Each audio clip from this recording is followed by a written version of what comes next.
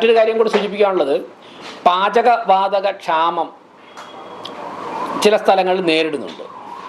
അപ്പോൾ ഇന്നലെയൊക്കെ ചില മാധ്യമപ്രവർത്തകർ മേയറെ അതുപോലെ തന്നെ ഹെൽത്ത് സ്റ്റാൻഡിംഗ് കമ്മിറ്റി ചെയർമാനെയൊക്കെ വിളിച്ചിട്ട് നമ്മുടെ ശ്മശാനങ്ങളിൽ എന്തെങ്കിലും ബുദ്ധിമുട്ടുണ്ടോ എന്ന് ചോദിച്ചു. ഒരാശങ്കയും വേണ്ട. നമ്മുടെ തൈക്കാട് ശ്മശാനത്തിലും അതോടൊപ്പം തന്നെ കഴക്കൂട്ടത്തുള്ള കോർപ്പറേഷൻ ഉടമസ്ഥതയിലുള്ള ശ്മശാനത്തിലും ആവശ്യത്തിന് വാതകം, ഗ്യാസ് സിലിണ്ടറുകൾ സപ്ലൈ ചെയ്യുവാനുള്ള നടപടികൾ സ്വീകരിച്ചിട്ടുണ്ട്.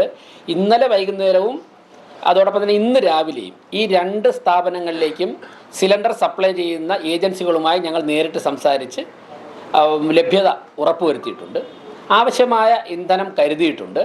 മറ്റെന്തെങ്കിലും ഒരാശങ്കയ്ക്ക് ഇപ്പോഴത്തെ അപ്പോൾ അടിസ്ഥാനരഹിതമായ വാർത്തകൾ ആരെങ്കിലും സോഷ്യൽ മീഡിയയിൽ പ്രചരിപ്പിച്ചു കഴിഞ്ഞാൽ നമ്മൾ ഒരു കാരണവശാലും അങ്ങനെയുള്ള വാർത്തകൾക്ക് പ്രചാരണം കൊടുക്കരുത്. ജനങ്ങളെ ആശങ്കയിലാഴ്ത്തും.